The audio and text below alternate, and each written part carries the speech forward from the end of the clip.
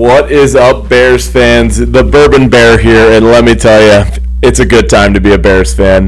The Bears pulled out a huge victory, 10-19 against the San Francisco 49ers at Soldier Field in miserable conditions, and let me tell you right away, I am just happy for this team. Literally, they look like they're having fun out there, and that's the biggest thing I can take away from this game is the fact that, number one, Eberflus seems to get these guys going.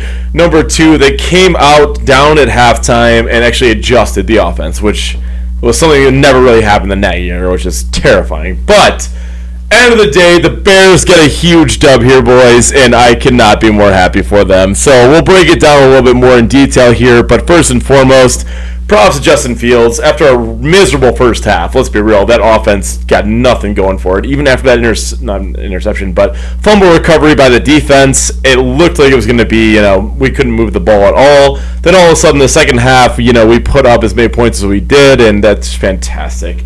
I will also say, by the way, that rule about using a towel to clean the field, I've never heard of that. I'm going to look more into that later today, but thank God that wasn't the reason we lost. If it was going to be a 3-point game and that was like the defining factor, I was going to be like, that's so bad. A little concerning, though, Cairo Santo missing 2 extra points, but we'll monitor that as we move forward. But again, I still think he's a good kicker. But breaking down the game as a whole, though, the defense deserves the MVP ball here. They were fantastic. They held the 49ers at 10 points. The Deebo Samuel touchdown in the first half, again, how are you going to stop that? It's a miserable field. They're running the ball all over you. It is what it is. But overall, the defense looked good. And that's what you want to see when you draft your first 2 picks on defensive players. Brisker looked fantastic. He had 4 solo tackles today. Gordon looked great. Nothing really that bad. There was one missed coverage he had. I think it was against Miller on the other side. But overall, it's not terrible. Eddie Jackson looked back into form, too, which was huge. He had that great interception, which we needed desperately by the Bears. But overall, though, my God, they came together as a unit, and that's what you want when you draft a defensive-minded head coach. Roquan Smith looked fantastic. Dominique Robinson with that sack literally was perfect. You don't understand how hard it is to make a sack with your literally 3 of your fingers, and he did it. Trey Lance, especially being a running quarterback, hats off to him. That was absolutely fantastic. But overall, this is going to be a really weird game because I think the social media / national media is going to say, oh, the Bears won in rough conditions. But if you look at the big picture here, the Bears beat probably a top 4 NFC team in the 49ers. And that is huge. And obviously, coming into the game, some people were skeptical about Trey Lance, saying, oh my God, they're going to put Garoppolo in by week 6, whatever it is. But the Bears delivered. That is the biggest thing. When you're going into halftime down, then you actually open up the second half down 10-0, and they still kept it together. This is what you need for a team to be good. And the craziest thing is the fact that the Bears, when people expect them to be good, they're bad. But when they expect them to be bad, they're good. And that's what we're seeing today. This team can be a legit team. The line, a little shocked at how bad they were. I had a lot higher expectations for Braxton Jones, but Field used his feet to literally make the pocket a beneficiary. It's crazy. That pass to Pettis, I kid you not, was pretty lucky that the entire 49ers defense fled to the left side of the field, but still counts. You have to guard him. He was open. Fields just did a great school offense and threw it to him. 51-yard touchdown. Perfect. And that's what I think Luke Getsy is starting to realize is, hey, we can't just run to our smash and bash offense because it's not working. Monty, I think, had a career low, I would assume, 1.5 yards an attempt. That's bad for running back. And obviously, field conditions were not helpful. I don't think this is the offense they want to run, but they did a good job with what they could do. Mainly because of the fact that the 49ers, of course, lost the game, only put up 10 points, we put up 19. But ultimately, though, I think that ability to adjust just shows that Getsy knows what he's doing, and that takes you leaps and bounds over Matt Nagy. For God's sake, I hated Matt Nagy. But quick bourbon sip.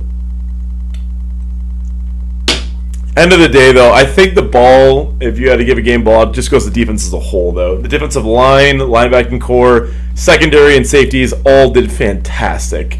To be honest with you, I literally thought this game could have gone very, very, very poorly after the first, touchdown by the 49ers. Deebo Samuel, again, very hard guy to stop. Kind of like a wide receiver running back hybrid. But the fact that they were able to adjust and they put up that many points in the second half, I am in love with this team. And again, even at the end when they literally had the game won, they run the clock out, all did a slide in the end zone, they're having fun out there, which I love. And don't get me wrong, it's back to the point about the offense, not being able to do what they wanted to do. Obviously, Mooney had one catch, I think, for 9 yards, maybe even 8. Cole, no catches. I mean, literally, that's going to change once you get better conditions. But overall, I just think they know what they're doing is the biggest thing. No one's complaining. No one's being a crybaby out there. They just figured out a plan to win, and they did it.